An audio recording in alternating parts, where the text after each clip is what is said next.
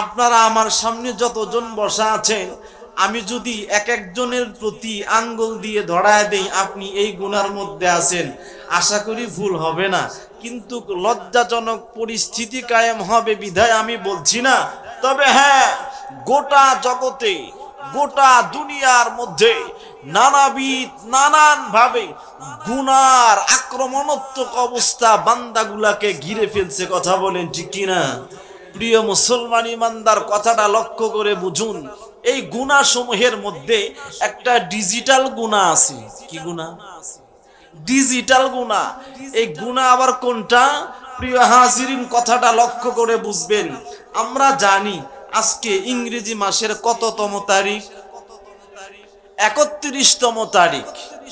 আর এই তারিখটা মানুষ আনন্দ উল্লাসকে কেন্দ্র করে নাম কি পড়াইছে?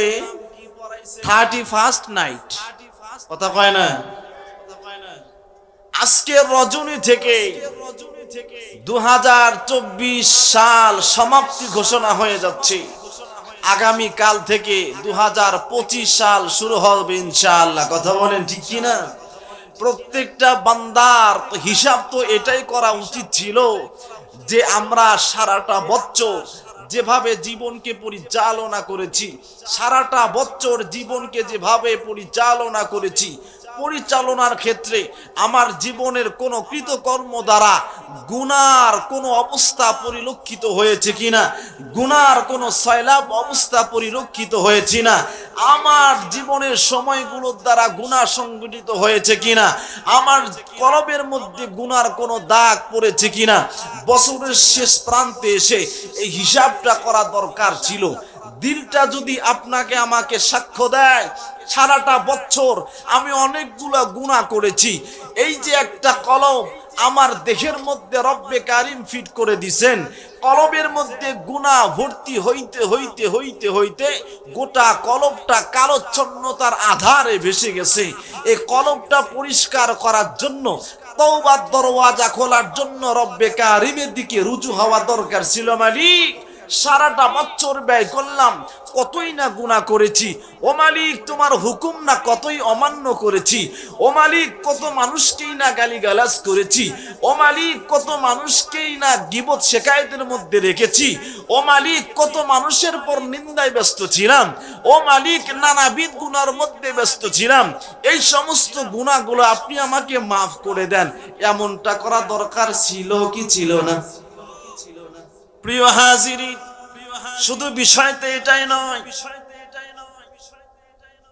বিষয় তো এটাও ছিল যে আমি আপনি আগামী বছরটা কিভাবে পরিচালনা করব, এরই একটা দিক নির্দেশনা রব্বে কারিমের কাছ থেকে চাওয়া। কথা বলেন ঠিক কিনা? মালিককে বলার দরকার ছিল, মালিক 24 সাল তো আমার জীবন থেকে বিদায় নিয়ে চলে গেল, আগামী বছর শুরু হচ্ছে, আগামী বছরটা যেন সহ আমার মৃত্যু পর্যন্ত আমার সময়গুলো যাতে করে দ্বীনের পথে ব্যয় হয়, রব্বে কারিম তোমার হুকুম অনুযায়ী ব্যয় হয়, তোমার প্রিয় কলিজার টুকরা পয়গম্বরের সুন্নাহ অনুযায়ী জীবনটা পরিচালনা করতে পারি, এমন চিন্তা চেতনা, এমন তৌফিক রব্বে কারিমের কাছ থেকে চাওয়া দরকার ছিল কি ছিল না? কথা কয় না? ছিল কি ছিল না? সম্মানিত হাজিরিন, কথাটা লক্ষ্য করে বুঝুন।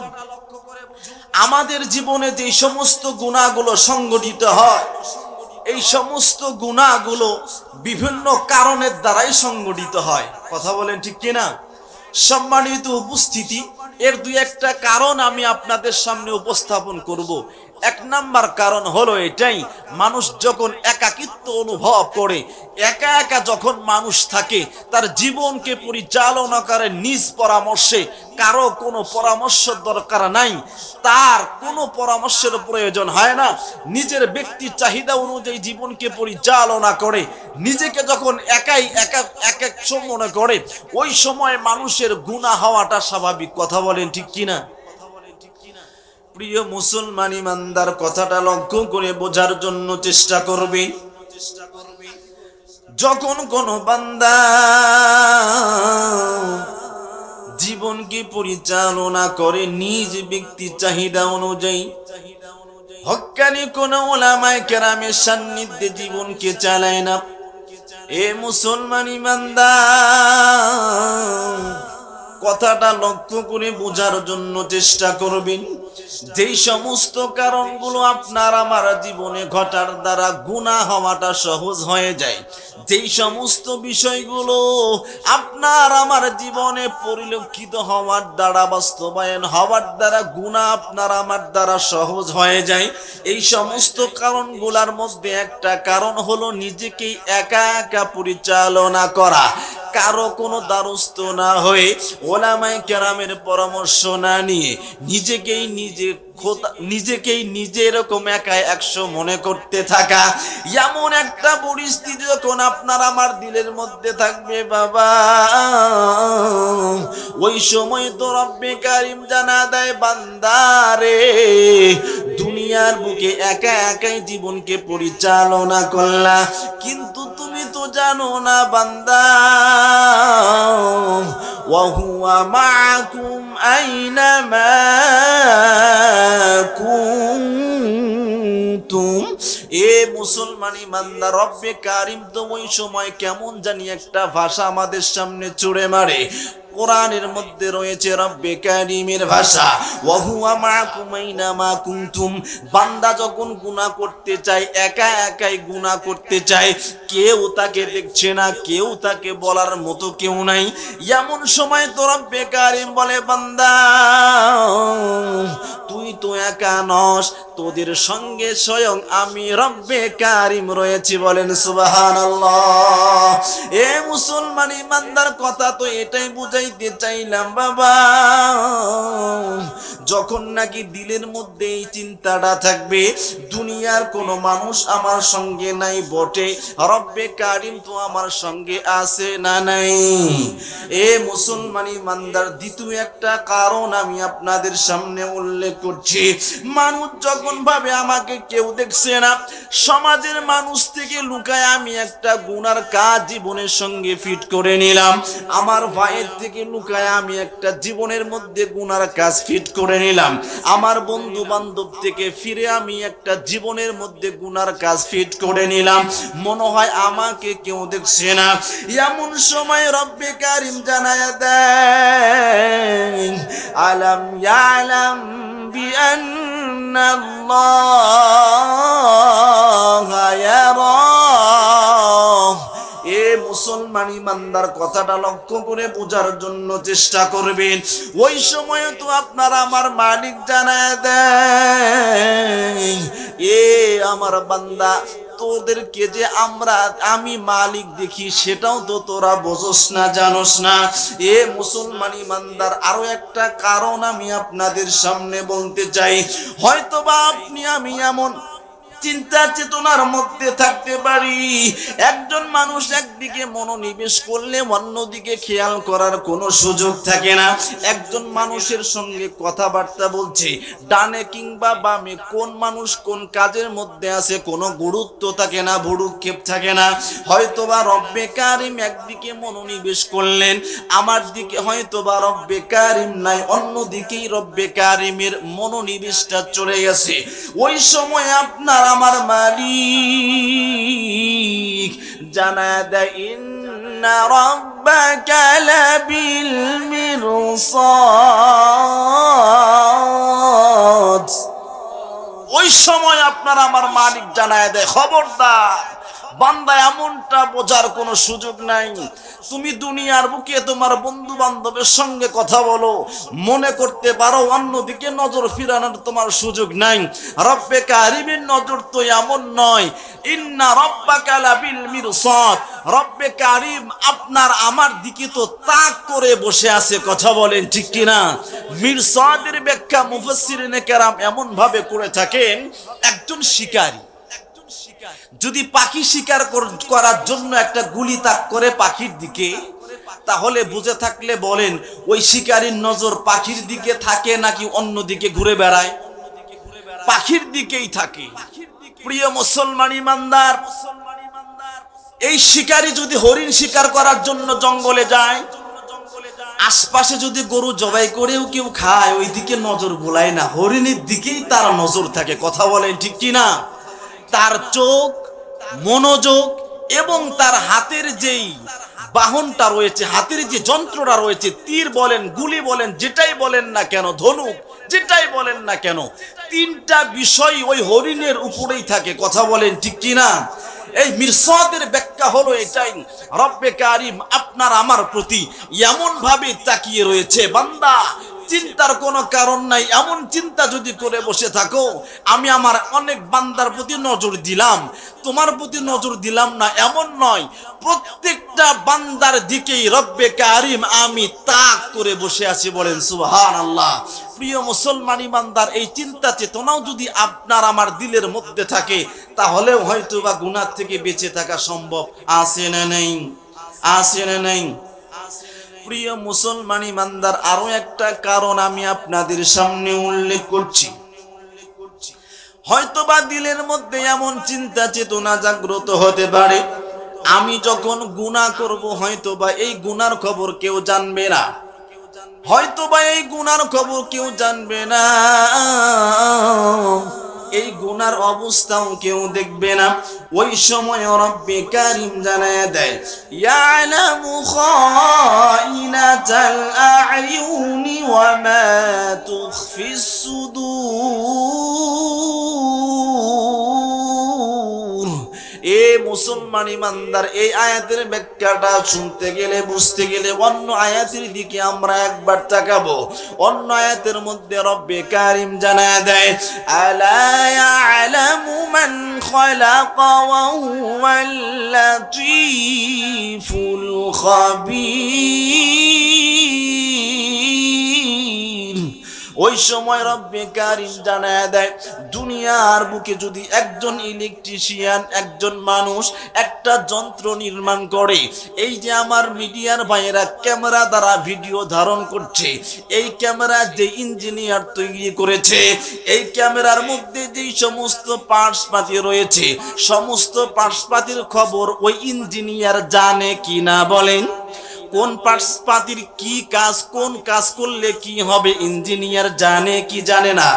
এ মুসলমানি বান্দা, রব্বে কারিম তো জানায় দেয়, একজন বান্দা একটা যন্ত্র নির্মাণ করার পর যদি ওই যন্ত্রের মধ্যে সমস্ত পার্টসপাতির খবর বান্দা জানে, আর যেই মানুষের পা থেকে মাথা পর্যন্ত আমি মাওলা বানাইলাম, তাহলে বান্দা বল, তোর দিলের মধ্যে কি ঘটে, কোন গুনাহ চলতে থাকে, আমি আল্লাহ জানতে পারি কি পারি না? আল্লাহ জানতে পারে কি পারে না?